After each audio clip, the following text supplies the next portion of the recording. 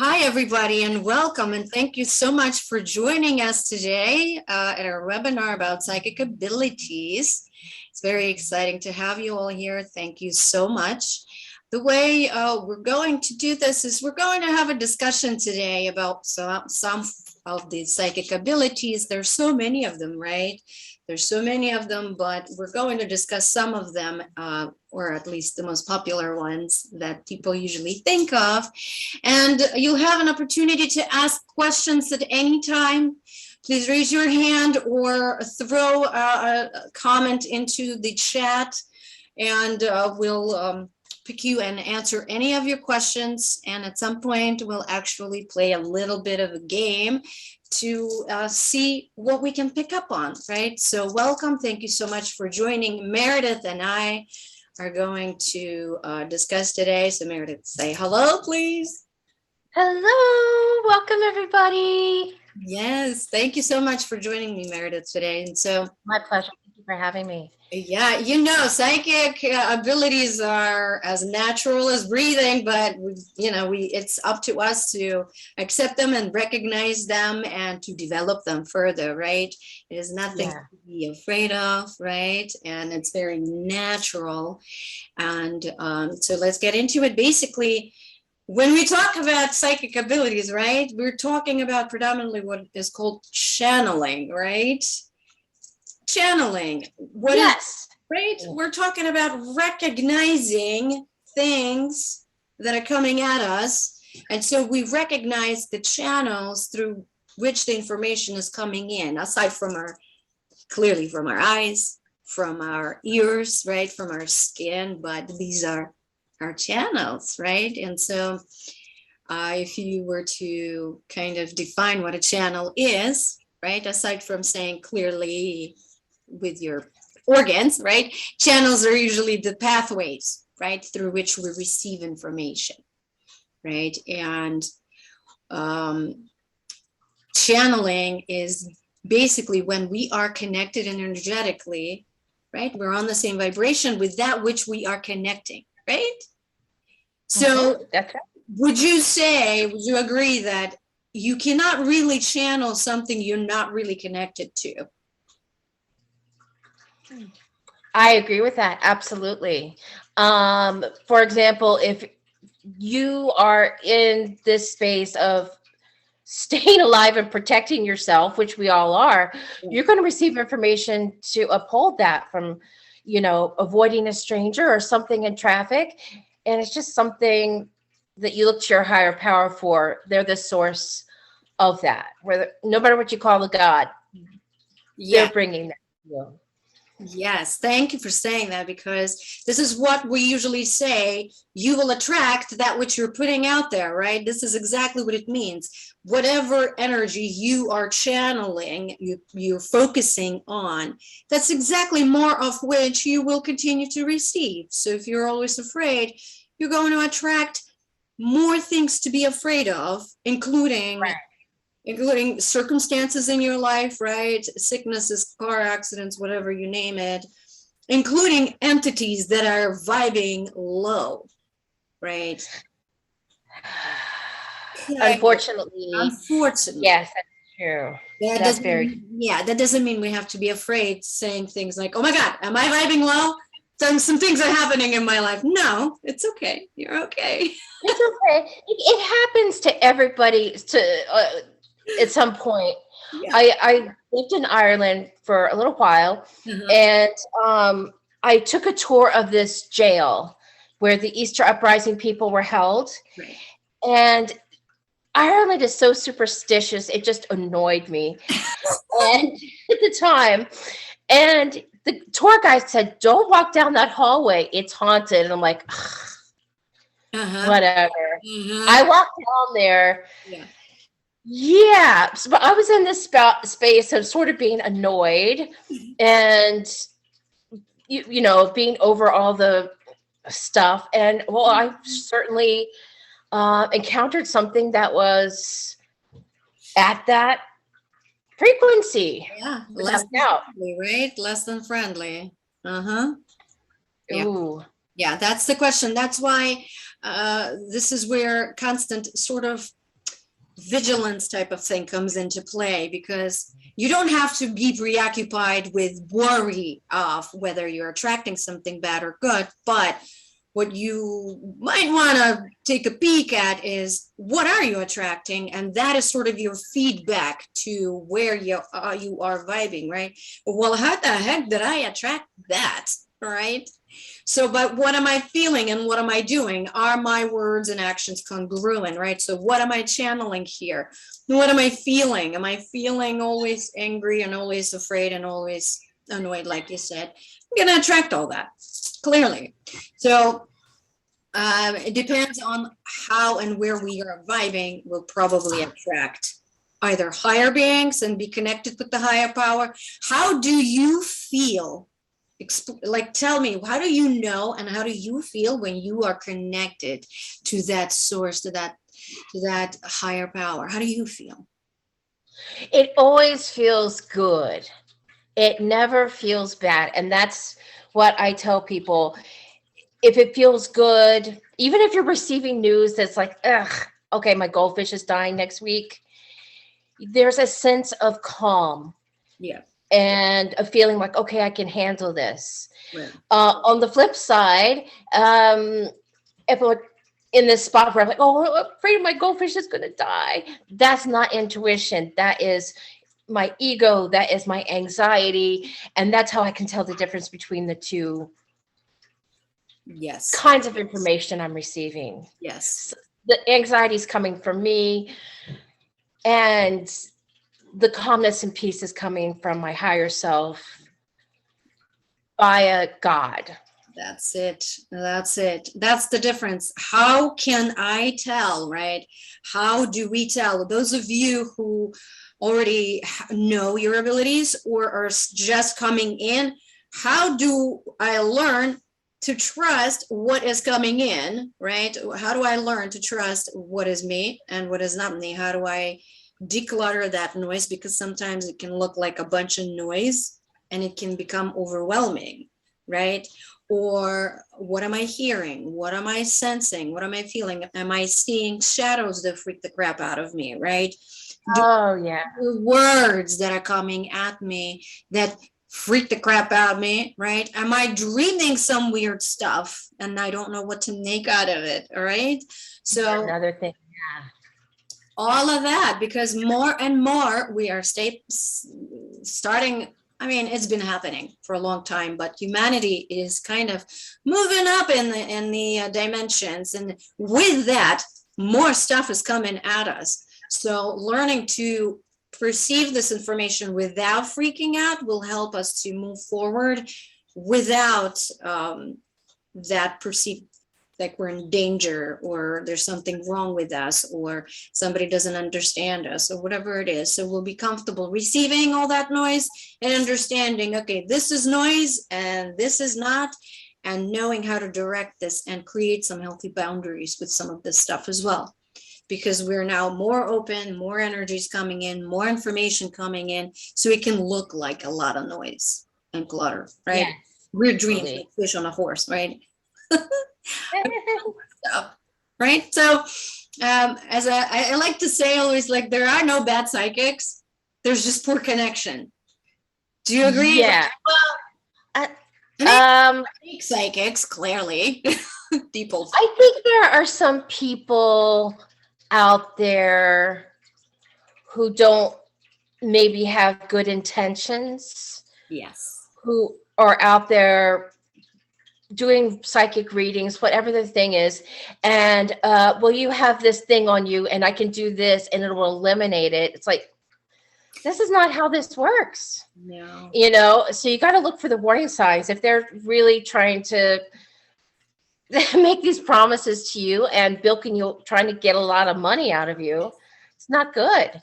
I think, well, I've definitely been a victim of a few. Oh, yeah. Because, you know, when you are starting to learn, you go to different psychics, and I had a moment in my life where I was going to several just to see what this one says, what this one says, what this one says. I find that there is slight it's not really danger, but you can confuse yourself when you go too much, too often. And plus, why do we go to psychics and not go to ourselves? Because every single person has a gift. Every person, every psychic you encounter, every human you encounter has a different gift. Every single person. There are no people on this planet who does not have a psychic gift. However, when you're psychically gifted, so many people don't even think that's a gift because it's so natural to them, right?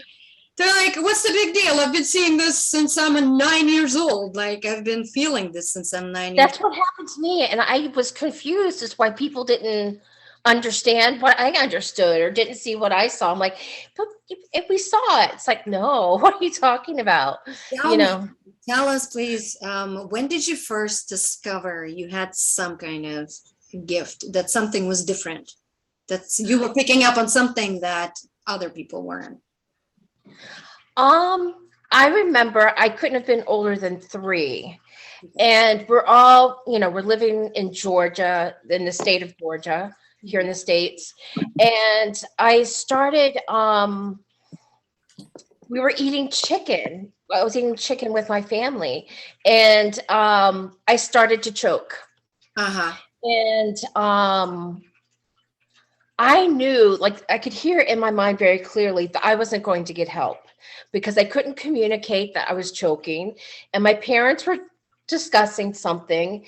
And I had this very clear thought in my mind of these words: you're going to have to get it out yourself.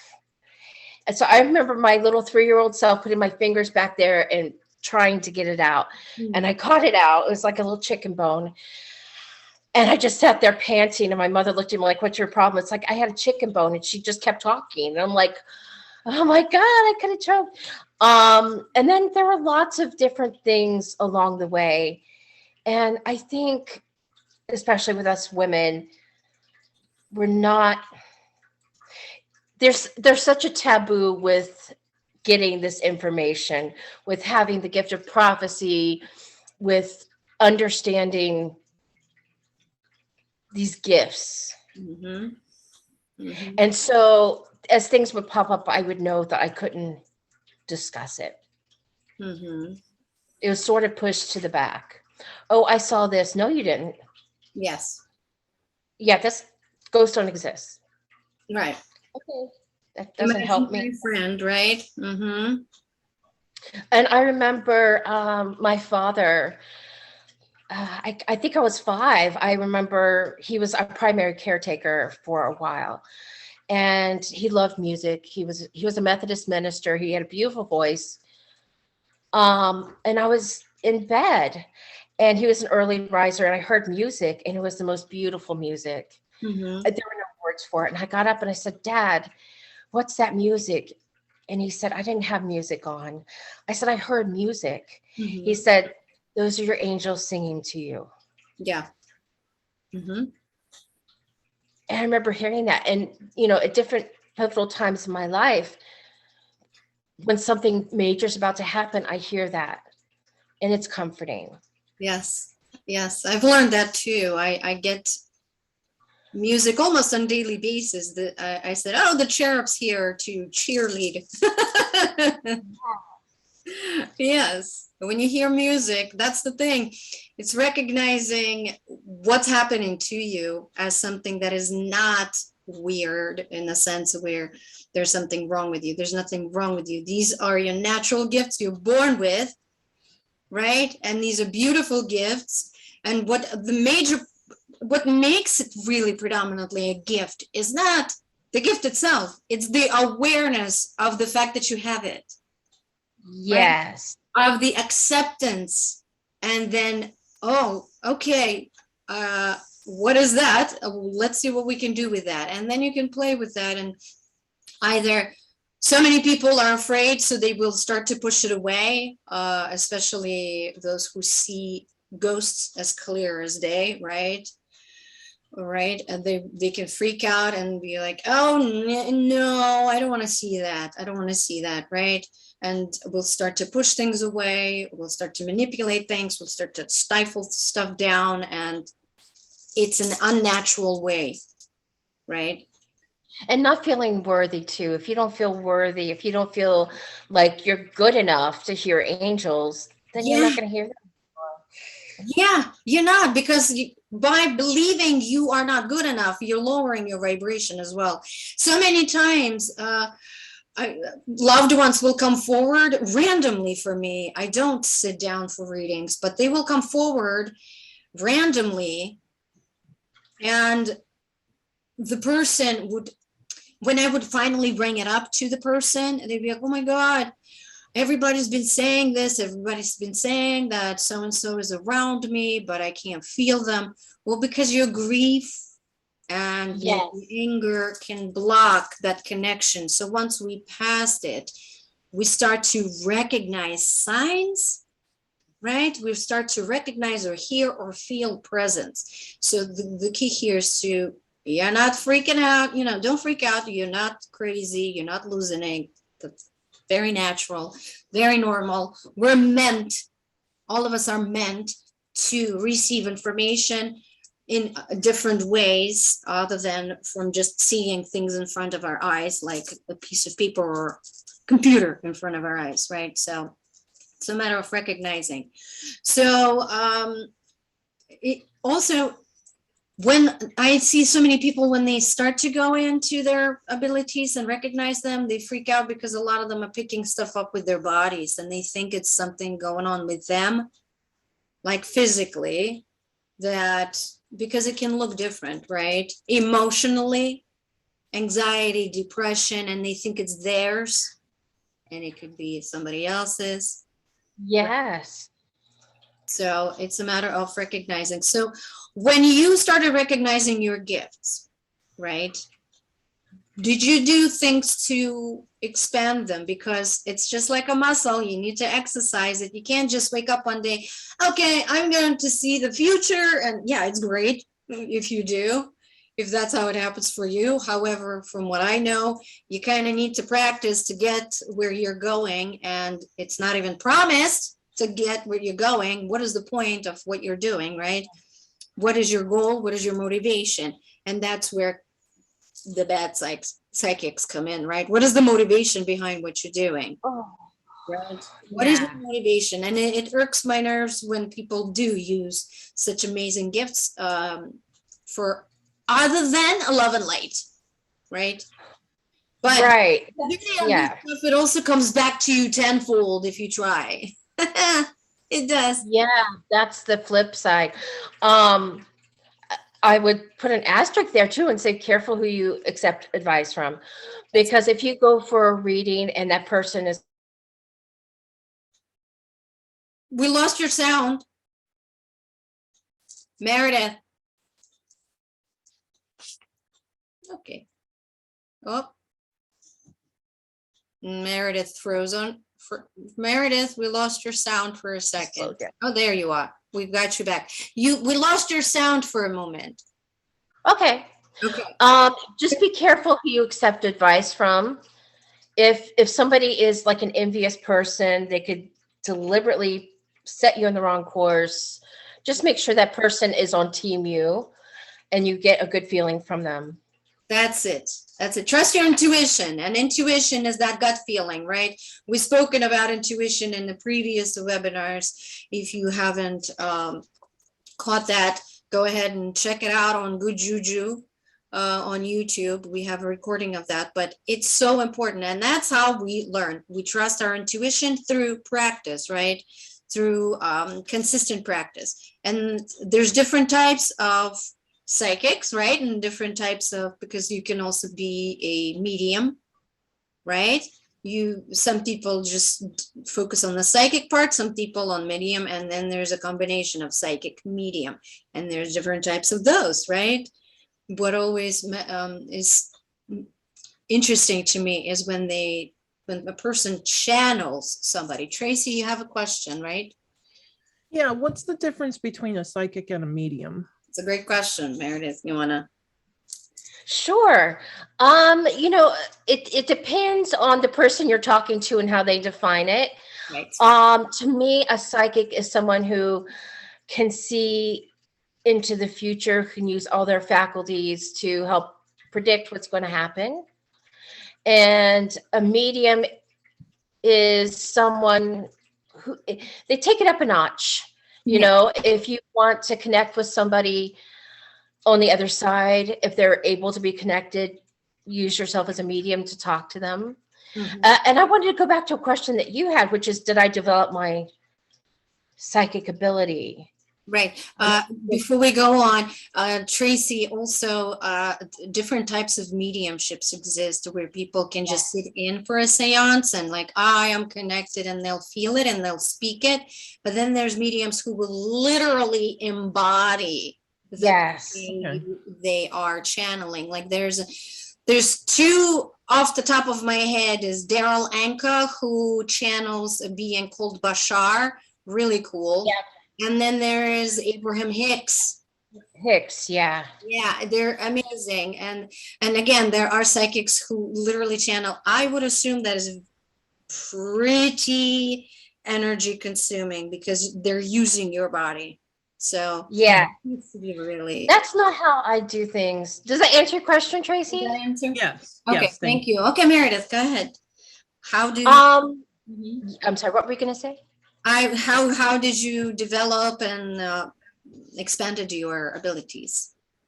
At first, because it wasn't encouraged, and it was sort of taboo, I pushed it away, but things kept finding me. Yes. I took a class in the Methodist Church. What are your spiritual gifts? And my top one was the gift of prophecy. And I thought, oh, here we are again. All right. Eventually, and this was years ago, my friend harassed me, I tell her, and to go into a psychic development course at a spiritual center in Tampa. And I didn't want to go. And I went, and it was life affirming, life changing, but I had to be open to it. I had to feel safe. Yes. And I did it for a long time. Yes. Feeling safe, accepted, supported, and loved is so important when you're coming into these gifts and you're trying to experience your authentic self. When you don't have that, it's not gonna, by yourself, you surely can, but when you have that support, it's everything. It's like supercharging because you have people around you affirming and helping you translate the images you see, the things you hear into something that is going to be meaningful information for other people. Yeah, absolutely. And you can truly let go and learn to trust not just the environment, but yourself as well, because now you see you're just like every, other people in the room. So it's okay to let go and to experience the authentic self and to truly dive deep into these abilities. You're not making it up. You're no longer doubting yourself as much as you did before, right? Because people are giving you feedback, and that's how you learn with practice. Did you do I'm assuming while you were taking the course, you were doing specific exercises to literally get things going, like to literally build the muscle, right? Oh, yes. I mean, there were so many great exercises. We even did like a crystal ball thing. I'm like, oh, I'm making a crystal ball. This is weird, but all right. But his name is Kit. He's down in Tampa, and he's brilliant. But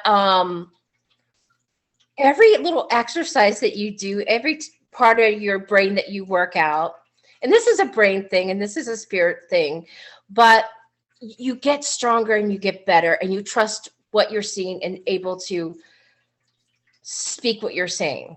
Right. Did you meditate a lot? Did you have to meditate a lot to quiet your mind? Was meditation part of it? Not as much as I would anticipate, actually. You start off with a few moments of grounding and breathing and just closing your eyes for a minute.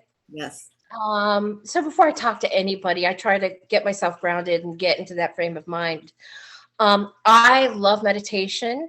It's getting easier for me over the years, but I'm not always a meditation champion.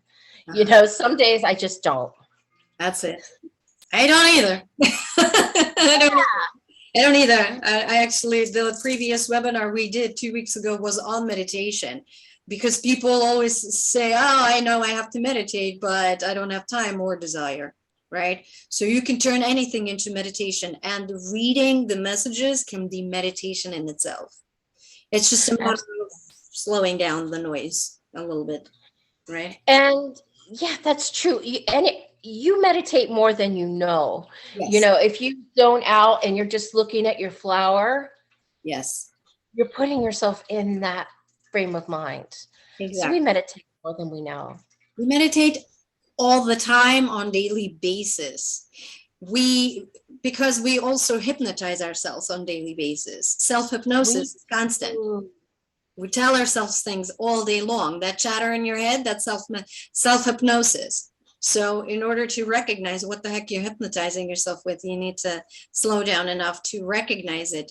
And that's when you become aware of these abilities, right? It's like, oh, there's other things present.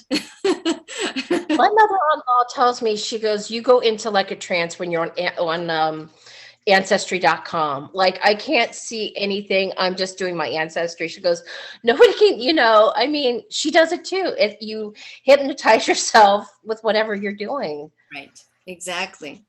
So just to dive into our gifts, right, today, we're going to talk about basically, because this is such a huge topic, we'll talk about things like clairvoyance, clairaudience, clairsentience, claircognizance, prophecy, right? Clairolfactance. So what are all these clairs? Clair stands for clear, right? Mm-hmm. Clear. And Clear. so let's take, for example, clairvoyance. Right? Clairvoyance is clear seeing. How do we see? Do we see with our inner eye when we close our eyes, when our eyes are open and you see things, right?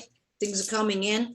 Are they coming in pictures? Or are they coming in words, right? Because I have mixture.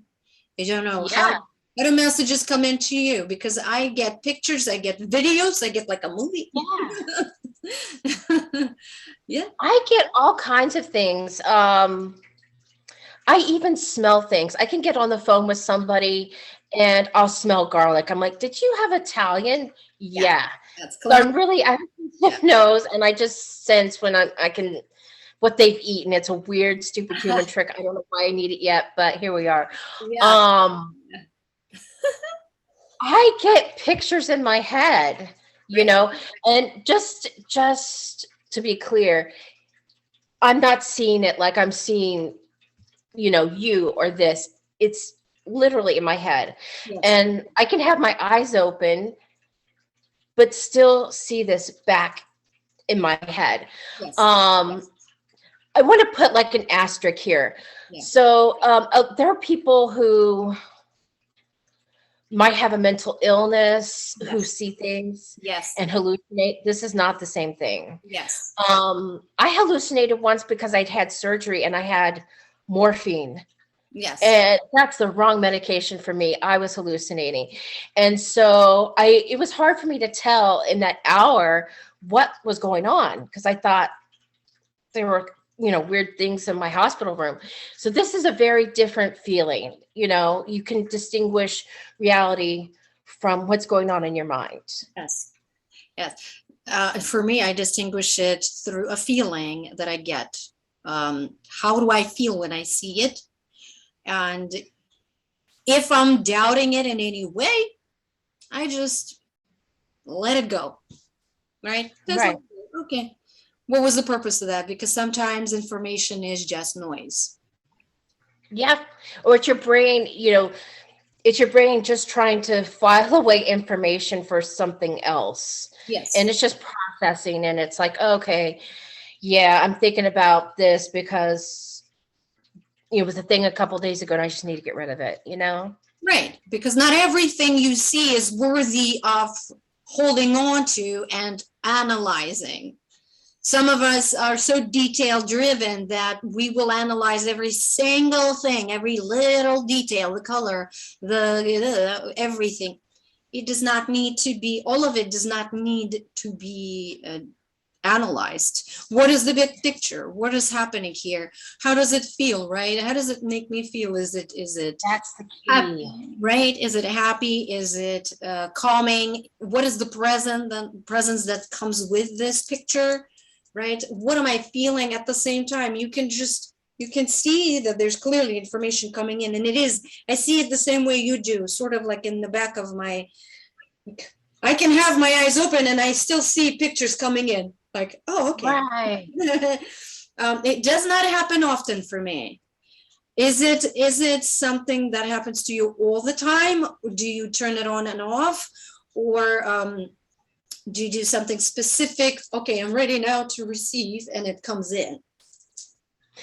You know, I've gotten kind of good over the years of trying to manage it, because at first, especially when I was taking my psychic development courses, I complained to my teacher. I said, you know, all this information is coming in. He's like, you need to set up boundaries. And that's pretty important. Yes. So I would try to get to sleep at night. I'd be inundated with information, which is not the right time. You need to rest. Yes. So sometimes I'm good at it, sometimes I'm not. Or if I let my guard down, then I'll get, you know, some really good information, you know, in that in between time between being awake and being asleep. Yes. I'm like, oh, okay. And then I'll, you know, type it in my phone or whatever. But boundaries are super key into getting information. Information will still be there when you wake up, just intend it to be so. Yes. And just say, okay, I'm sleeping now. You know, and that's what I'm doing. And I have little games I play with myself to get myself out of that mind frame. What do you do? So I'm not receiving that, and I can rest. But the biggest one is like just naming unrelated things, like light, chalkboard, cherry, and just, you know, like, oh, okay. And it does turn off. Yes. I tell myself literally stop.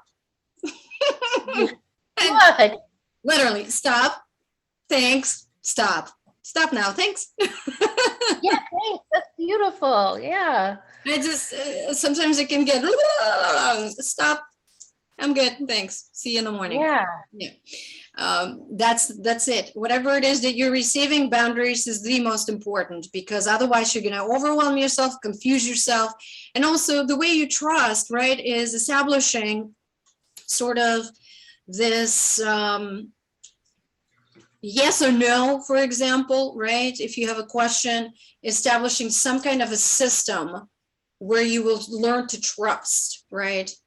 Instead of just being all over the place. I find that if I establish a system of a yes and no, it helps me to narrow things down. And again, not everything needs to be focused on, right? Especially like our dreams. They're filled with information.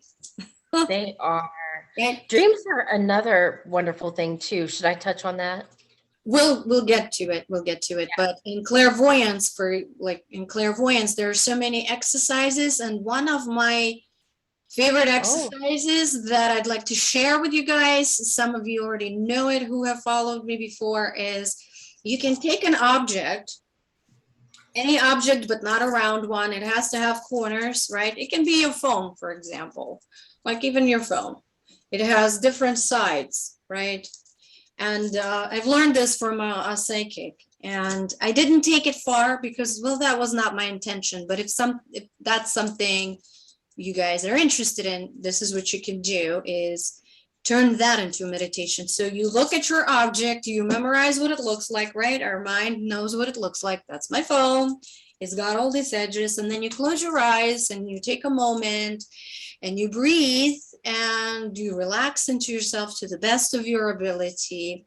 And then you can do two things. You can either, with your mind's eye, turn on the screen, like a white screen, or you don't have to. For some people, they need that contrast to eliminate some of the noise. If that's what you want to do, you can do that. Or you can just immediately visualize your object in front of you, either the screen and then the object on the screen, or just the object, whatever is easier, right? And now you're looking with your eyes closed at that object with your inner eye, You're looking at it, you're looking at it. For the beginners, I always recommend starting really slowly because it is energy consuming, right? And breathing is the key to everything. Breathing, grounding, just letting the energy go. And so I find that the deeper I breathe, the more concentrated, like more focused I become on what I'm doing, right? And so you can start with visualizing the object. The next step would be turning the object with your inner eye and looking at it from different angles. What does my object look like from the left? What does it look like from the right? From up above, from below, from the back, right? And do that. The next step would be touching the object with an inner hand, like with your inner eye, but like with imaginary hand. What would my object feel like? Is it smooth? Is it hard? Like, does it have some kind of texture to it? And then recognizing the temperature of it. Is it cold? Is it hot? You see where I'm going with this. And then you can imagine even holding it. Is it heavy? Is it light?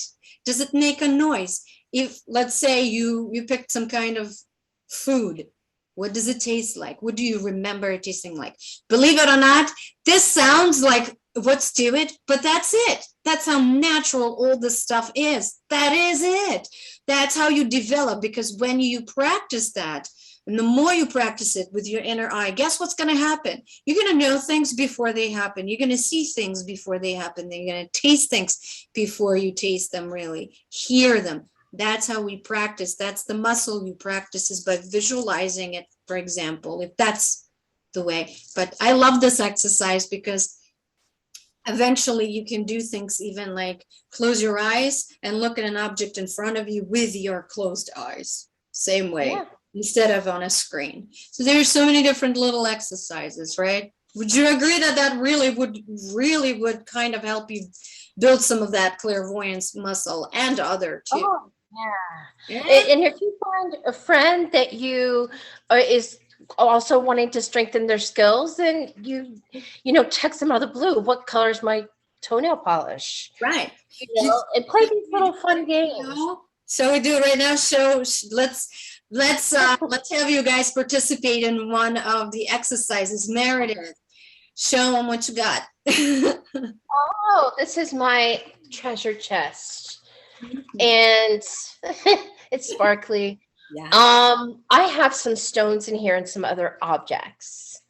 What should I do? Should I take one out and see?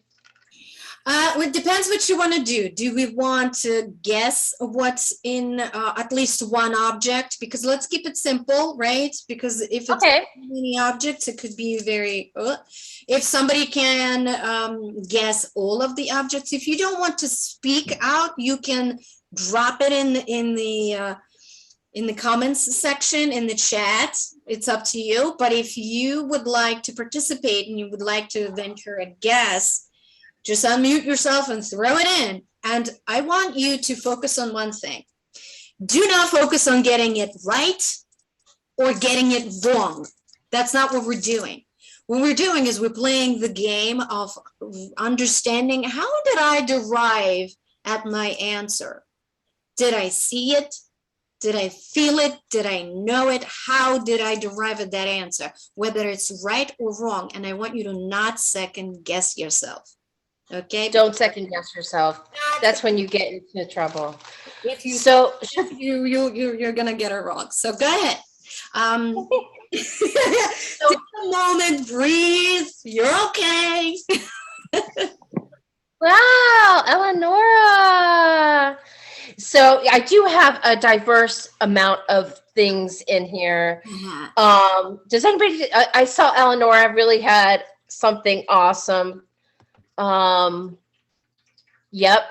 Does anybody have any other, are they seeing anything in their mind's eye of things that could be in here? Does anybody need to see the actual chest? Oh, let me hold it up. Yeah. So many goodies.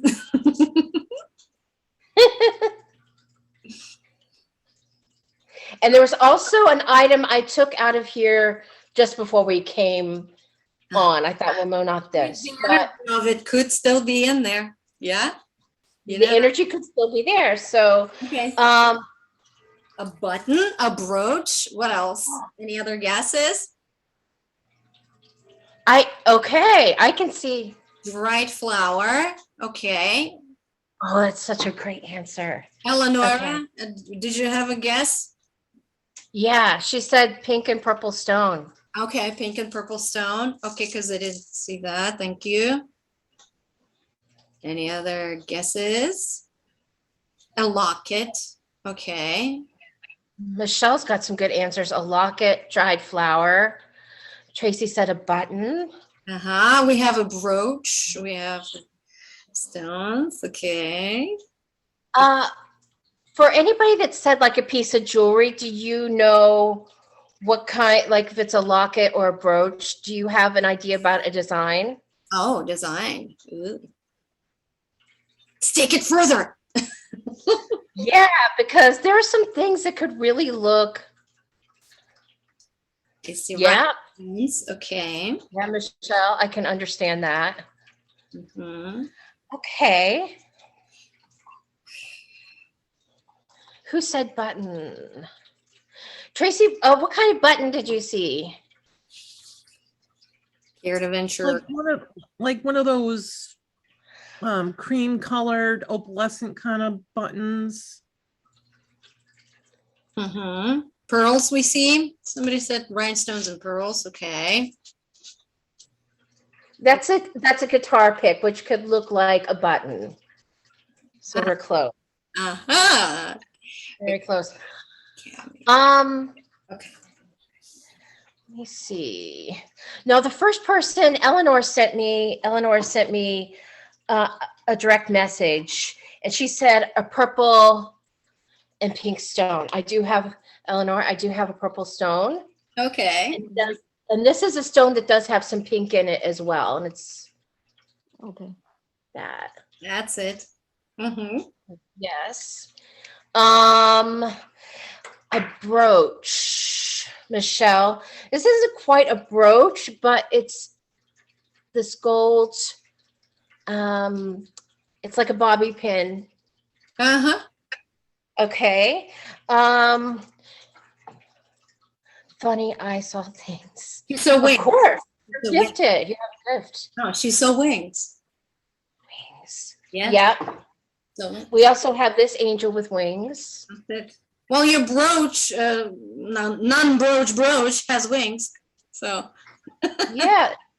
Like a little Well, oh, it's not wings. Okay. All right. It's like a wreath. it's a thistle. That's cool. It's like a laurel wreath. But yeah. But I can see wings. That makes sense. I think that's valid. Yes, it is. You're not going to get always the whole shebang. Yes. This is like a little headband for anybody that said pearls. Yeah. It's like a little balloons. Brooch, a button, dried flowers. Okay, we don't have dried flowers, Michelle, but this is kind of close. It's an acorn. And it's dried out. And I think the rhinestones you got from this as well. That's it. You got a lot of objects in there. Yeah. There are a lot of objects in there, and I can see, there is an element. Everybody picked up something. Yes. That was an element of what I had. What if I took out an object, because you've seen them all, basically, except this one. You didn't see, I haven't shown you the onyx and my crow. Oh, yeah. That onyx. So would it be good if I just picked out an object and let people type in what they think I picked out? Sure. Let's do that. Okay. I just inherited stand. Okay, I've got it. For anybody that wants to type in, pick one object. Remember, the point is to play. Angel. Okay. Okay. Something with the face. What's it? Something with a face. Something with the face. Okay. Onyx. Okay. Anybody else wants to venture a guess? These are all really good. Yes. Mhm. Okay. I don't know, but I'm drawn to the onyx. Yes. Okay. I can see why that would be. Yes. Uh-huh. Very good. Okay, when should I reveal? Right now. Yeah? Yep. Okay, I picked the purple amethyst, Okay. and it's very actually very similar in shape and size to the onyx, and it's kind of dark in color. Okay, Michelle, you said wings and an angel. I was debating between these two. I was trying to debate between this angel here Mhm. and this. So you probably picked up on the fact that I was really trying to determine which one I wanted to bring out. So everybody did a fantastic job. No. Yeah.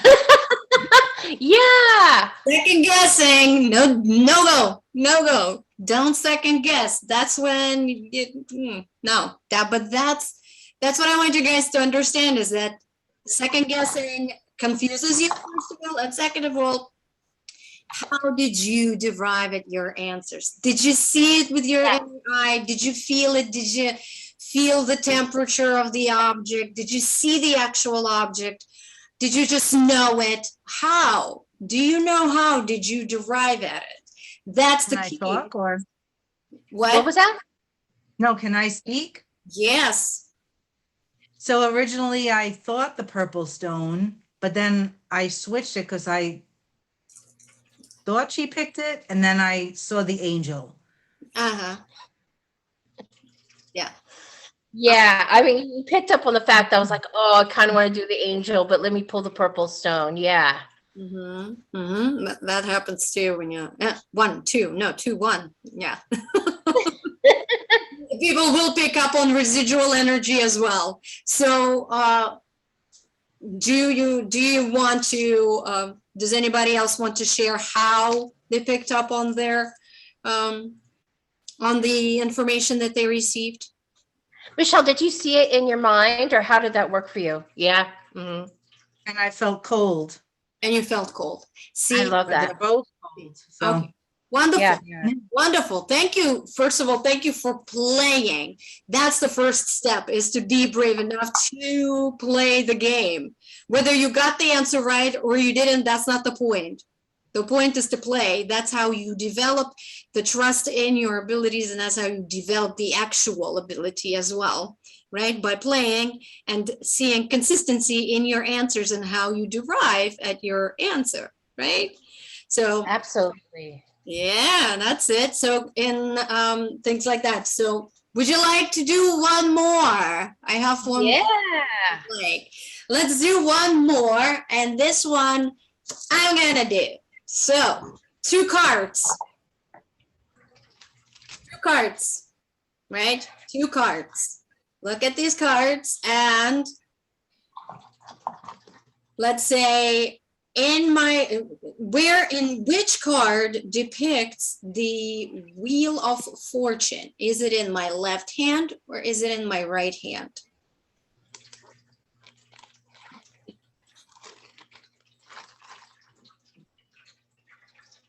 Okay, take your time. Is it in my right or is it in my left? Okay, okay. Is it in my right hand or is it in my left? Now, left or right from your perspective? Well, Or it's clearly in my right hand or in my left hand, whatever the perspective is. You just feel my hand. Is it my right hand or is it my left? It doesn't matter Okay, good. what angle you're looking at. It's clearly in my right hand or in my left hand. So, Okay, good. so anybody else cares to venture a guess? Okay, right or left? Even if you didn't know. Drum roll. Drum roll, please. Drum roll, please. It is in my right hand. It is in my right hand. And so again, How did you Tracy. arrive? Did you see it in the reflection of my glasses? Did you see it in the reflection of your inner eye? Did you feel it? Did you actually see the wheel? Did you feel it? Again, this is the question, the consistency of it. Okay? Okay, so your right hand felt heavy. Wonderful. Okay. That's a clue right there too. See, it's gonna be individual to you, however you interpret it, right? Because When I saw it on, I'm sorry to interrupt. I just saw your your right hand left light up in the beginning. Yeah, that's how I experienced it. see, there you go. To each his own. So thank you for playing. That was exciting. No, it puts things into perspective, and that's okay. Again, there's no right or wrong. The point is to play, right? And did you second guess yourself at any point? Were you confident about your answer? Did you see it, feel it, taste it, stuff like that? And so let's keep going does anybody have any questions, first of all, about clairvoyance and what's it about? The clear seeing with your inner eye or outside with these two eyes, right? It's outside of just the physical eyes, clearly, but it is the clear seeing, right? And we can gradually progress into seeing more and more things before they even happen, right? I know what's in my mailbox, for example, right? So if nobody has any questions, we can continue. I have. You have a question? Go ahead. So what does it mean if you just see like a flash of color? Perfect question. Thank you. Flash of colors. These are normal things. Clearly, there's different things we can see. We can see orbs. We can see flashes of different colors too, or just the same color. That's also seeing. That's also seeing. What you're seeing. It depends on the context, right? Yes, it depends on the context. Also, what you were asking or what you were thinking about, where you are, how you're feeling, because it could be a message from your angels, right? From your spirit guides. It could be an answer. It could be anything, really. It depends on like Meredith said, it depends on the context, right? For me, when I see a flash, and I see them all the time, or orbs of colors, right? Different colors. To me, it depends. Again, most of the time I see it when I'm doing something, like I'm working with someone, or I'm doing some kind of spiritual work, right? That's when I know my angels are here, my guardians, my spirit guides, my guys are here and they are with me. And so I can tap into that and ask them questions and help them to assist me right then and there. They're just basically showing me I'm here. I'm here. Or again, based on the context, what were you thinking about? It could be an answer to your question. When I see flashes of purple, to me, that's Saint-Germain. That's the color he works in. Okay. So, I see that. It's usually purple for me. Yeah. Yeah. It's usually purple for me, like Okay. like a sparkle. Wow. It's That's psychic. That's a lot of psychic ability. That's, I she think. does. I know she does. She has gifts, and that's another thing. When you are psychic yourself, you can pick up on other people's psychic abilities as well. I don't know about you, but I can pick up on other people's abilities. Tracy, did you raised your hand and you put it down? Did we answer your question? No, well, like you're talking about the flashes of color and stuff. Like sometimes I don't really get flashes of color, but sometimes I'll just be like working or just reading or something, and then I'll smell something, and it's like usually it's something annoying like cigarette smoke. Yes. Like I don't smoke. Can't Oh. stand. Not to go into that. The cigarette What is smoke that? is the big one. Yeah. What is that? Huge. Oh my goodness. Oh, yeah, the cigarette smoke is all the time. Absolutely. Yeah. I don't get it. Clear olfactants. Yes. That's In my case, just a quick thing about cigarette smoke. My mother smoked. yeah. She Ugh. died in 2017. Yeah. And when I smell that scent, I'm like, eek. That's- This is not the energy I run around me right now. Yeah. Yeah, it again, most of this stuff, it depends on the context, right? What were you thinking about? What were you feeling? Because it could be confirmation to what it is, what the answer you're seeking. Like purple, for example, right, Michelle? That's also color of the crown chakra, white or purple. Okay, so it could be telling you things like your crown chakra is wide open, you're connected. Come on, girl, use your psychic abilities. Yes. Or it And could be a guide again of some of a certain type. if anybody, a lot of you already have my phone number, but if you want to check in with me once a week and play a game with me, I'll be happy to do that. That's just a fun thing I do with people. Yeah. Meredith, what color? Yeah, I saw your toenails and they're, this way. I'm like, yay. So, if you want to play that game with me, just text me. I love it. Absolutely. Absolutely.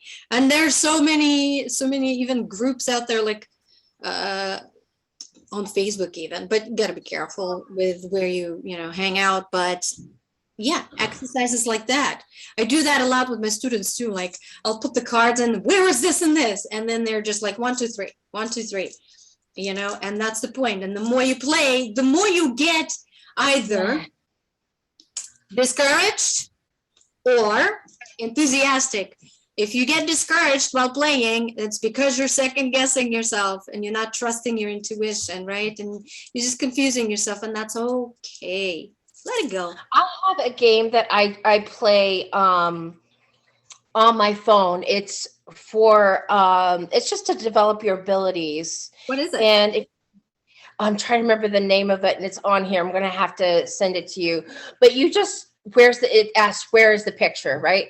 So, and you've got all these squares, and you pick the picture, and I'm like, hey, and it keeps up your percentages for you, and it tells you whether or not, as you go along, it's like, oh, you should be in Vegas. It's just kind of a cute thing. Like, I wish I could remember the name of it, but it's on here. Yeah, you find, But I'll send if you find it after we're done, then you just text me and I will include it with the copy of this video on my YouTube channel, on Facebook and on Instagram. So if you guys want, you can either find Meredith because I'll tag her in it, or you can find me, Anastasia Khan, or Good Juju Reiki Academy. Okay. And so clairvoyance, you can develop it in many, many ways, right? And so again, the orbs, the flashes, the colors, they can be different things, either spirit guides, right? If you've missed our first webinar on spirit guides, go ahead and find us. We talk about the colors associated with certain spirit guides right then and there. You'll know which guy you're talking to, right? And again, also based on your intuition, like who do you think it is? Maybe it's your loved one, because like Meredith said, she associates the smell of smoke with her mother, and that's not necessarily a good association. Or you smell something else, again, different stuff, right? So clairaudience is another gift that we can have, is hearing whispers, hearing music, like we mentioned. Clairaudience, when you hear music that is not there, right? And again, we're not talking about hallucinations, because hallucinations are not just visual, they can be auditory as well, and they are different. They come in with a different feeling, right? Most of the time when I receive a message, it's in kind of in my own voice. I don't think I've ever heard anybody else's voice, really. Do you? No, I don't hear a voice as much as I hear thought. I know that sounds weird, but I'm definitely hearing a thought. It's like this. But it's in your voice. It's in your narrative. Is it not? It's not, I wouldn't even say it's in my narrative or in my voice. It's just like this generic, it's not feminine, it's not masculine, it's just a voice. Okay. So you do hear it from different than your voice. It's not my voice that I speak with. So it could be something in my higher consciousness. Right. But I don't hear a voice right in that way. Yeah. Going back to the mediums that do channel actual beings, they transform into the beings. They start to sound different and act different. And that's how you know that it's not the same person anymore. You know? Yeah, and there's some people, I'm glad you brought that up, because there's some people who do that. It's not my way, but where they can use theatrics and sort of make things, instead of giving genuine information, it's sort of like a theatrical thing. And so sometimes I have to push my hooey card on it. But, Abraham Hicks, I love. Yes, But absolutely. I just put in the chat my information where people can find a copy of this video aside from YouTube. Go ahead. Abraham Hicks, absolutely, right? And like I said, actually right now I'm getting something. Really, what are you getting? I don't know exactly what I'm getting, but this is how you also know. You get ringing in your ears, or like as if you went underwater all of a sudden. Like this. I get a tingling right up here on top of my crown chakra. That's clairsentience.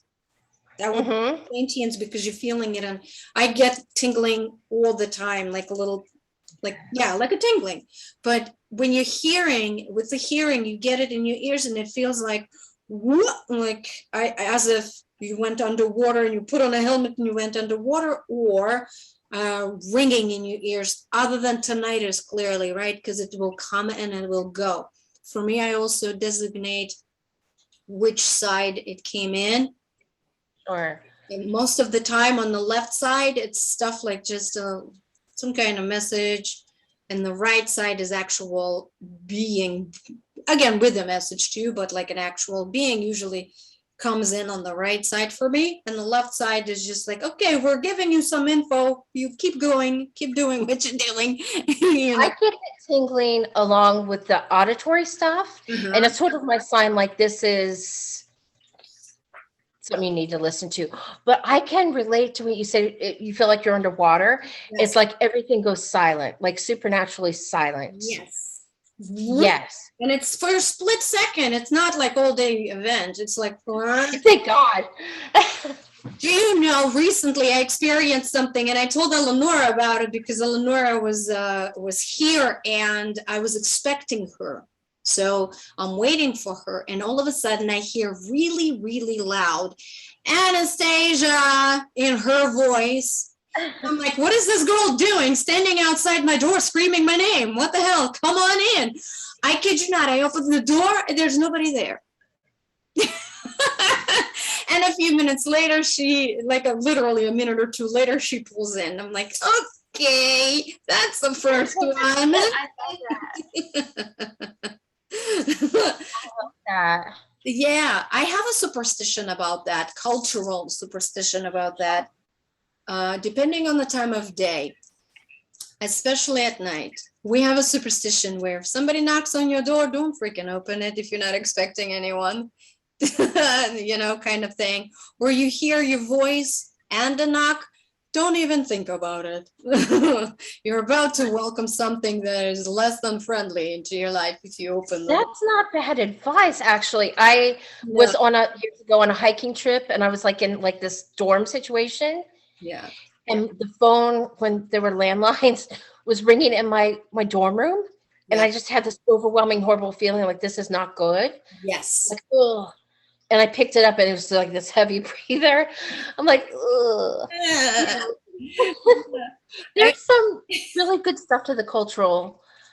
Yeah. But it's cultural stuff. But if you can resonate with that, then that you can apply it to yourself. If it doesn't, let it go. But I can hear sometimes a whisper. I'll get the feeling, right? The temperature in the room will change. Maybe somebody will touch my face, or just you feel ringing. You hear the ringing and the presence. You're like, oh, who's here? And sometimes I will hear a voice saying Raphael or whatever, whoever, right? It's really not consistent. It's not. For me, it's not consistent in that sense where it's like every single time. It could be a combination of things or one or the other, but I've learned to trust that, okay, because I've learned to try to differentiate like Okay, on this side, I hear music. On this side, I feel guys. Like I I feel, love that. you know, but that's for me. That's what I mean. This process is so individual. You learn to recognize your own. So in the aspect of clairaudience, do you have anything else to add?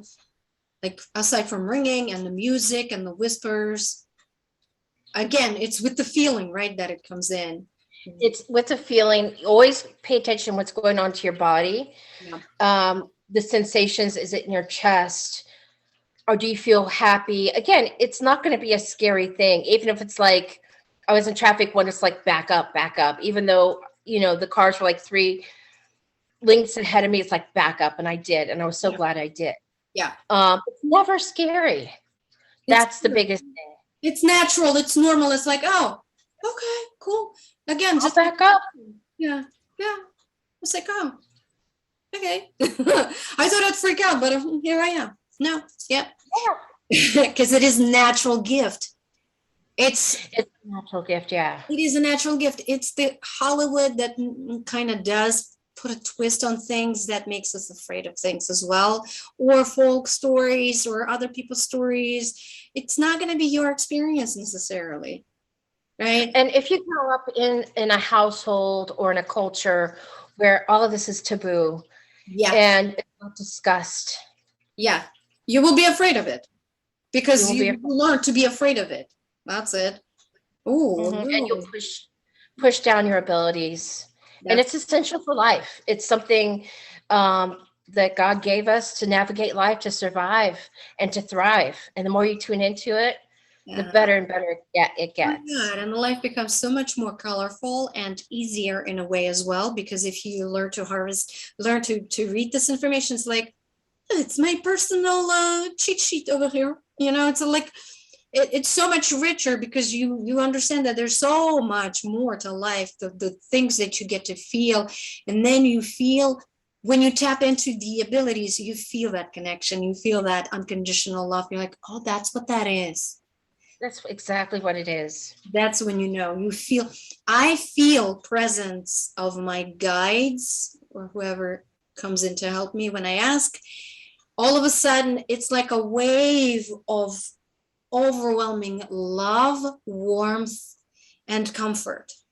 That's how I know I'm in the presence of something that's just amazing, and my guides, really. But guess what? That's inside of you. You are that.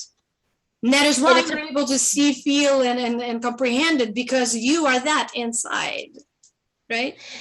It's a beautiful reminder of how much you are loved and upheld by the Creator, by the universe, by people who have gone before you, who have an interest in your well-being, your safety, and your prosperity. Yeah, absolutely. Absolutely. And it's just a matter of recognizing how to read this field. And so next one is actually clairsentience, that which we were talking about. And my favorite is Goosebumps. Goosebumps. Oh, who gets them? Who gets them? Whoa, yeah. They can tell you if it's good or bad, right? If you get goosies when something's creepy, or when you get goosies when something's amazing, it's a confirmation, right? Absolutely. Tingling and warmth in my heart. Yes. Area. I get that's the crown. You said the tingling. Yes. Yes. Also, on the flip side, you have, this feeling maybe on the tail area that's like, I'm in danger. Yes. If we still had a tail, you would feel your tail would be going like this. Something in your stomach, getting a stomach ache. Something. If you're around somebody and you're starting to get a stomach ache, just go. Yeah. Just exit and to go do something else. Yes. But your body's always giving you hints. I mean, clearly, aside from eating something wrong. Yeah, I mean, aside from like having like a diagnosis or, I had too much coffee today. Right. Right. Yeah. Right, exactly. And so, exactly. And paying attention to your body. I always say your body is a cheat sheet. When you enter a room, what do you feel? What's coming at you? All of a sudden you feel sad, angry, like Eleanor, I love when she says, okay, who's got the headache? Right. She walks in, she's like, who's got the headache? Come on. And as an empath, and I think a lot of people on this call are, Yes. and you come into a situation, you got to be sure to put up the proper protection for yourself before you enter the room. Otherwise, you will be inundated with who has a headache, Yes. who's having their period today. You know, we've got enough. Yeah. To deal. Grounding is so important. It is one of the most important. It's like I always say, don't worry so much about not necessarily protection, like, oh, being worried about the negative energy. Right. You are worried about negative energy. That's exactly where you're gonna end up. You're gonna attract it just as that. But Exactly. But focus on grounding, feeling strong with yourself, and know your ability to channel this information and to recycle it, sort of, so that it doesn't stay with you, right? And the way I love to do it is simply breathing. Best way to do it. That's it. Because that way you're getting back into your body. And every time we get into our bodies, we ground, because our bodies, our physical bodies, is earth. It's grounding, right? So it's breathing. And if that's not enough, visualize all of that going right through you down into Mother Earth. One of the simplest ways. And boundaries are always good. Yeah. Always, if you don't want to be inundated, set up Yes. boundaries. That's not what we're doing today. Exactly. Okay, too much information. Take a breath. I release intention. We are so powerful. All we need is a clear intention. I intend to let go, right? I love to say, especially at the end of the day, I love to say, I release all of the emotions, energies, and symptoms I picked up from other people, places, and things. And I visualize it go. And then I say, and I reclaim my energy and power back to me. Because every time you interact, you give away a little bit of yourself. That's an important thing. That's an important thing to say at the end of the day. Yeah. Yeah, I reclaim my energy and power back. Thanks. Ching, ching. Disconnect. So clairsentience, feeling with your body. Often I will pick up people's symptoms. I will feel all of a sudden pain here, pain there, that wasn't there. So say right there, not my pain, go away. Right. That, right? So one of the things I always know that people are picking up on, I always say, have you ever experienced a situation, for example, you're sitting watching television and everything's okay in your life. And you're watching TV, and let's say you're watching a comedy, so you should be laughing, right? Technically, unless it's stupid. But nothing is wrong, you're okay, and all of a sudden you feel sad for no freaking reason. Right? How many of us? Yeah. Clairsentience, empaths. Yeah, you're picking up on somebody's energy. Your neighbor, person in the room. Who did you think of for a split second? Yes. You picked up their energy, right? So call the person. Are you sad? How did you know? Well, I'm freaking empath. Yeah, that's the thing. You pick up on things without realizing, but that's your clue. Oh, crap, I'm clairsentient. What do I do about it? Because I clearly am not sad. And another way is also you're in a company of someone and all of a sudden you feel something, right? And then they leave and you feel different. You're like, that wasn't mine. Oh, that's what I mean. Once you start to play with this world, you will understand the difference by comparing, right? Yes. You were in a situation, you felt some type of way, you left the situation, you feel better because you were picking it up with your entire body. Did you feel cold? Did you feel hot? Did you, in here you can include other ones, right? Because, well, it's your body. You can taste things, you can smell things, right? Clear olfactants. Clear olfactants sometimes is separated into clear taste and clear smell. I don't, because you taste and smell from the same kind of vicinity. So, but it Right. don't necessarily happen at the same time, right? Getting back to the smell of smoke. That's, yeah. Again, if Then you we can do a whole thing on that. yeah, if you don't have association with it, that's one thing. But if you do, then the person you associate it with is here and trying to communicate, perhaps.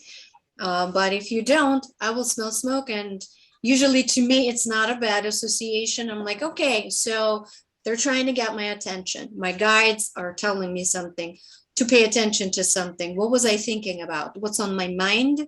Where am I? Right? Because I will smell smoke in the randomest place. But that Yeah. will, yeah, it's like they're like, attention, attention, or a loud noise, all of a sudden, attention. Yeah. Absolutely. The smoke thing is so huge, and they're different. Sometimes I'll smell a campfire, and I'm Different types of different types of smells. We lost Meredith again. Ooh. Okay. Meredith. Meredith, can you hear us? Can you hear me, Meredith? I can you see me? Can you hear me? I can hear you now, but you disappeared right before you said campfire. Right after you. Oh, Yeah. Not disappeared, but your sound, the internet must be a little flaky. it's a little wonky. That's okay. Yeah, so the campfire smell is wonderful. Yes. But like you said, it's the context. If I smell cigarette smoke, Not so much. Not so much. yeah. Yeah. See, I don't have a good association with burnt wood from my childhood, but that's okay. It still doesn't, it is what it is, but I don't like it per se. And then at the same time, I like the smell of fireplace burning, right? Yeah. But the cigarette smoke to me is usually, these are my guides. They're trying to get my attention about something. If I'm somewhere out and about, again, context. Am I in danger? What am I listening to? What is the message that you're trying to give me here? What's going on? If I've been seeking for an answer, again, it's how you interpret it. But you can get a sweet smell. You can get any kind of smell you associate anybody with, right? I know some of you have specific types of smells associated with your past loved ones. Roses are a nice They're not one. always good, right? They're not always roses, right? There's some really good ones out there. Yeah. Yeah, sweet like a cookie, stuff like that. Yeah, they communicate with us through different, or maybe you taste something all of a sudden, something sweet or sour, something that reminds you of something, or perfume. Yes, that's a huge one. To me, that's always about like a loved one coming back and wanting to connect or letting you know that they're just there. Yes, exactly.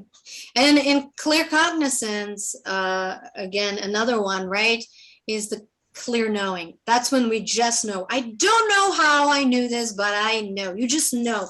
There's nothing really involved. You don't see anything necessarily, but you just know. It's just there. You know, like you know, like you know. Like you know, like you know, like you've never known before. Yeah.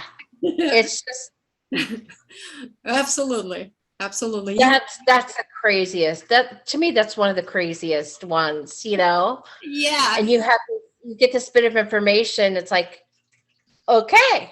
Uh-huh. Mm-hmm. It's like, well, I can't prove it because I don't see it and I don't feel it and I don't smell it and I don't taste it, but I freaking know it. So in comes in after that will come in prophecy, right? Yes. Because prophecy uses all of the above to derive at a confident conclusion, right? Sort of like, well, prophecy is I will be able to predict something because I saw it, I sensed it, I tasted it, I smelled it, I knew it, right? I knew it. I knew it. I just knew it. How many of us have said, I knew it, I knew it, and I didn't listen to my intuition. I knew it, dang it. And it bit me in the bottom when I didn't listen. When you don't listen to that message, then yeah, you're right. It could bite you in the butt. Yes, big time. It usually does. things always go more difficult if I do not. But just to get back to a little bit on the dream world, because that's a big one. Oh my gosh, that is like one of my favorite topics. It is, and it can be a topic all separate on its own because there's so many different ways to interpret dreams. But it's also how you feel in that dream. Context matters. Yeah. I taught a class on dreaming and I used the Dreaming Universe. I'll send a link to that book, but the author uses the Aboriginal culture in Australia to help you understand what's going on with your dream. Yeah. The Aboriginals believe that the dreaming world is the real world, and this, what we're living in right now, is, the dream. the dream. It's the opposite. Yeah. It's the opposite. It's totally flipped, which is exciting. Yeah. And so, when I taught my class, I said, okay, you have to determine if it's a psychological dream or a psychic dream. You need to put it in those two contexts. Yes. First you characterize it and then you analyze it. And you can analyze either one. Right. It's easier to understand how to analyze it once you understand what you're looking at and where it belongs, clearly. Because I have variety of backgrounds. When I was studying psych, I've learned different types of interpretation, from Freud to Jung, you name it, right? So they have different interpretations, right? And so later on, when I went and studied transformational coaching, that said to me that everything in your dream is a representation of you, even that freaking chair over there, right? Yes. So it's a matter, and also you have to take in cultural aspects into effect, because some of us interpret dreams based on what our grandmothers or our mothers told us. Oh, you dreamt of fish, you're gonna be pregnant, whatever, So okay, so things like that. But oftentimes, how do you know that a dream is a message? Right? Yeah. So I am typing in the name of that book because it's absolutely brilliant. Come on, there we go. Yeah. And it'll help you with that. It takes practice. Usually when you have a dream that is more psychic in nature, there's a lot of symbolism. Yeah. And And the feeling with it as well. the feeling that comes with it. When it's psychological, there's just weird stuff, like my teeth fell out and then my cat ate them, and then and it's really helpful. But when you have like kind of weird things going on, that's a psychological dream. Yeah. An example of a psychic dream that I had that really disturbed me was years ago. It was before 9/11. Okay. And I saw this map of the United States. Okay. And I saw bombs over, just literal like bombs over New York and Washington, D.C. And it freaked me out. Yeah. Not in a bad way, in this like, oh crap, And in the dream, I'm like, oh goodness, I got to because I had people in both of those cities in real life. And I thought, oh no, well, I've got to let people know. And I know it's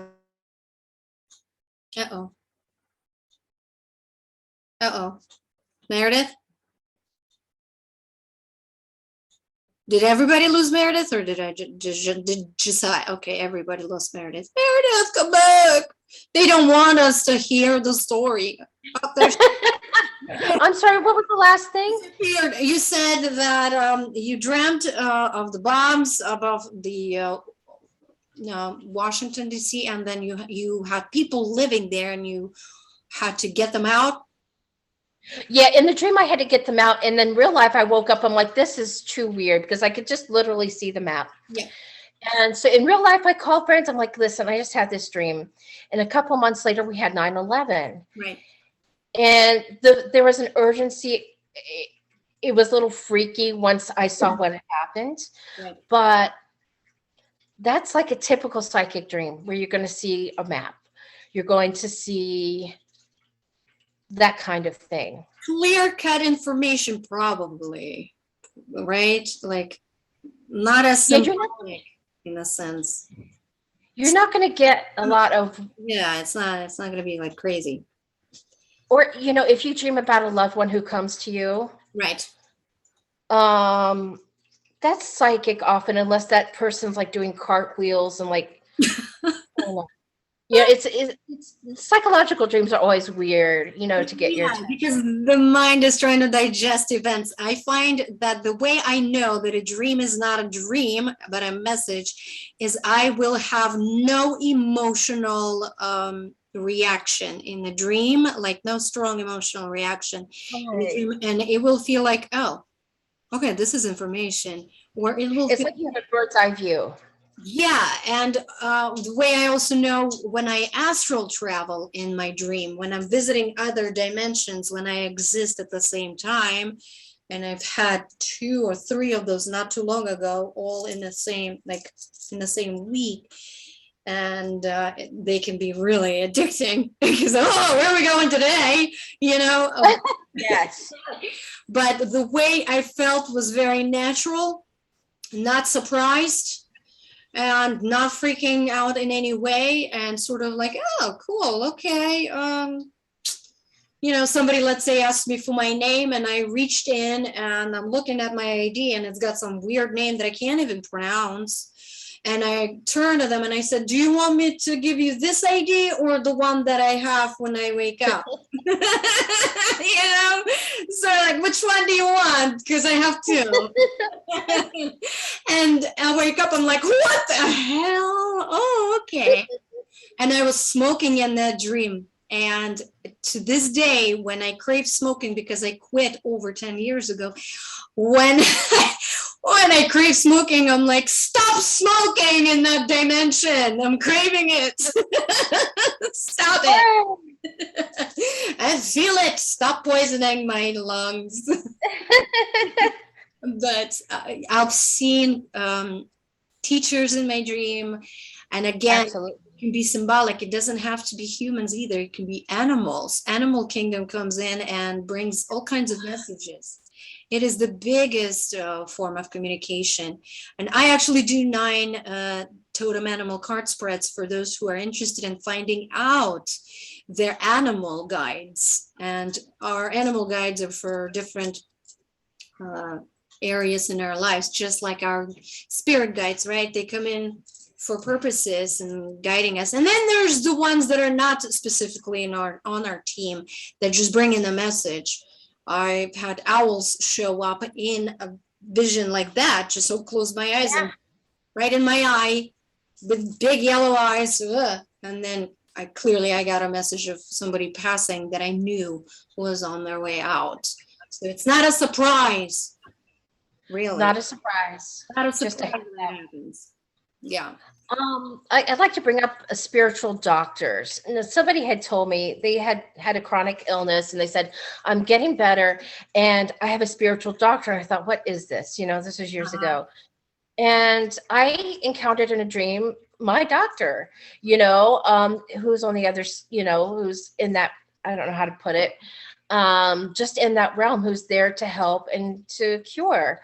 And so if you have somebody that you're encountering that's sort of like a medical person and they're helping you and you wake up, in my case, I woke up like in this beautiful white bed, I'm outside and I had gone to bed with a tummy ache, and in the dream, he's like, oh, it'll pass. But, when you ask to have these experiences, the guides show up and they make themselves known in the dream too. Yes. And it's not like the doctor shows up and he pulls a canary out of your ear. That's a psychological dream, but just cut information. Yeah, exactly. And also you could get answers in your dreams. If you have been struggling with something, before you go to bed, intend it and ask your spirit guides, please provide me with an answer, and then see what happens. Yeah. Yes. Yeah, reach out to one of us so we can help you with some form of interpretation. But I find that at the end of the day, the interpretation has to resonate with you. Absolutely. Just because I said so and it doesn't resonate with you, then it doesn't apply. Okay. Right. And that is all. So do you have anything else to add? Do you guys have any questions? Thank you so much for listening. Yeah. Any questions? Yes, Michelle. So I don't really have, I mean, I have dreams, yes, but the one thing that what happens to me is it sounds like it's a sound. It's like somebody just took their hands and clapped really hard. Yes. Yep. And I'm like, okay, what? You know, I've had that. you want to Yeah. wake up now instead of 3 o'clock in the morning? Like, I don't know. And it happens all the time. I've had that, and I don't love that. To me, that's a little bit encroaching upon my rest and rejuvenation. So I find that I have to put up boundaries and say we're not doing that. I was in, I just moved from Alaska like 6-7 months ago, and in that bathroom I would hear. I'm like, We don't hear you. Oh, she's frozen. Oh, there we go. Are you back? Are you back? Say something. No. Must be really windy. Is it windy out It's there? windy. Meredith, say something. hi. Hi, there you There go. you go. I'm sorry about that. Our internet really has been crazy lately. Right, okay. What was the last thing you heard me say? In the bathroom, loud, and you said, we're not doing that, or, Yeah, that's just, to me, that's an intrusive spirit who's Yeah. trying to get your attention. I Yeah. don't like it. Yeah. Again, it's the feeling that comes with it, that when it happens, either loud noise or your voice really being called by someone. How do you feel when it happens to you, Michelle? Well, it usually wakes me up because I'm sleeping and there's nothing going on. My son is asleep. It's dead silence in the house. Mm. And then it's just this snack. And the other thing is sometimes I hear a word. Sometimes I don't even know what the word is. It doesn't even make any sense to me. But then I almost feel like that breath. There's like a breath. Uh-huh. It's not there, but it's something. Mhm. I don't know. I wake up a lot throughout the night and I just get annoyed when I hear that smack or. Yeah. The feeling of annoyance is huge. Yes. If you feel annoyed, this is not. It's a disruptive It's disturbing. element in your house. Maybe perhaps addressing it, saging. Yeah. Something? Something, a little something to address it. Yeah. Yeah, let's text later and come up with some solutions. Uh-huh. Yeah. Any other questions? Anybody else? Okay. If I may say something, we were talking about trusting your intuition and asking for guidance before you go sleep, maybe when you wake up. And in the past, probably 3 months, I realized that as we were discussing, asking you shall receive. Mhm. Small example, on Easter Sunday, I was going to Brooklyn, down under Manhattan, Brooklyn overpass called Dumbo. The parking situation is forget about. And I was driving all the way down there to meet my niece from Massachusetts. And she said, take a public transportation because you will never find a parking there, especially they had a flea market going on. I'm driving there, and as I'm getting closer, about 5 minutes prior, I just asked my angels for parking. Mhm. If I tell you I park 1 block before the entrance of the flea market, I said, that's incredible. There was a parking I was about to park, and then there were people in front of me just got in the car and moved. So there were 2 parking. Uh-huh. Same day, I was going to Brooklyn to see my mom, which is Brighton Beach. Impossible find a parking. Ask again, a block after my mother's house, there was a parking. Mhm. And on a third note, I have been trying to sell this little property I have upstate New York for a while, and it's been under contract forever. And I called my attorney on Monday. I said, when are we gonna close? And then I got so frustrated. Then on Thursday, I said, what's gonna happen? I asked the angels of real estate. I said, they must be there. I'm gonna ask them. Said, angels of real estate, can we please close on Friday? And on Friday, I sent the email to my attorney. I said, Michael, do you know where they're closing? He said, we already did. So trust, ask, and you shall receive. That's it's it. like over and over, keep telling me, just ask me and we'll do the best to help you. That's beautiful advice. Absolutely. And on top of that, it's not just, the key here is that you trust it. Yes.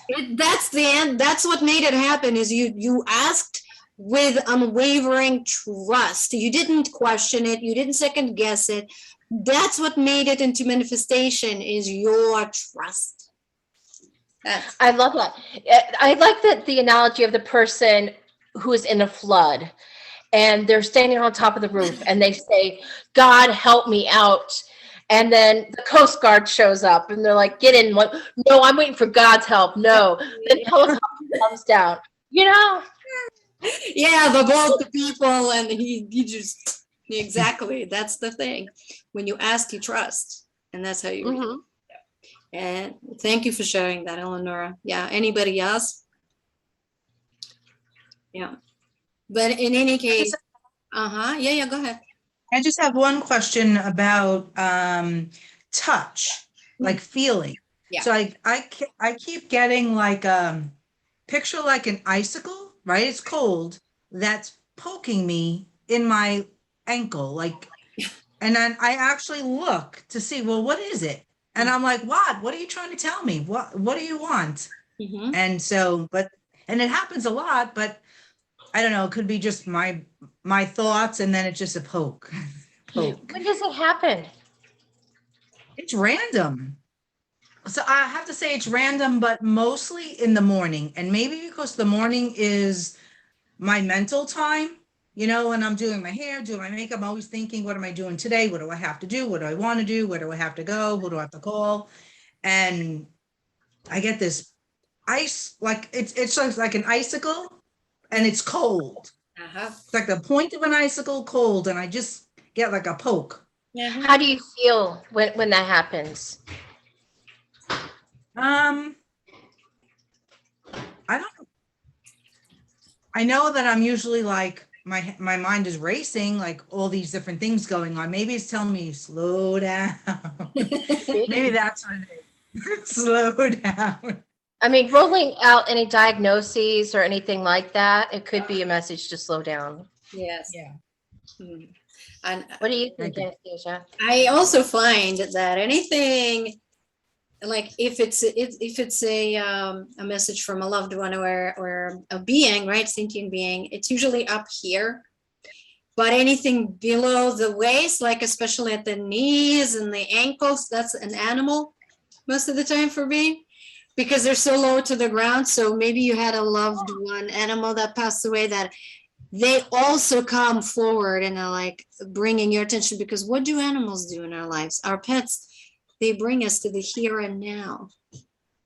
To the here and now. Pay attention, slow down. Here I am. Every time I get so busy or distracted with my emotions, my dog comes up to me and it's like, let's play. Get out of the funk, right? Get out of your head. So to me, that sounds like it's just a here and now.